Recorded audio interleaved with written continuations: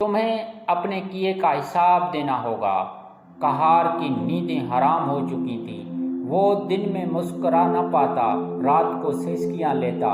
اس نے اپنی سلطنت میں خیرات کا آغاز کیا، قیدیوں کو رہا کیا اور درویشوں سے معافی مانگی، مگر آواز رکنے کا نام ہی نہ لیتی۔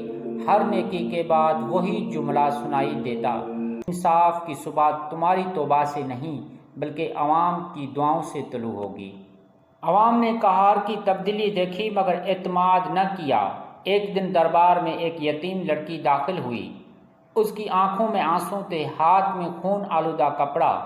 وہ بولی، میرے باپ کو آپ کے سپاہیوں نے صرف اس لیے مارا کہ وہ بھوکا تھا، کیا آپ کا انصاف یہی ہے؟ پورا دربار ساکت ہو گیا۔ قہار نے لڑکی کو گلے سے لگایا اور کہا، نہیں بیٹی، وہ وقت گزر چکا، آج سے اس ملک میں تم جیسی ہر بیٹی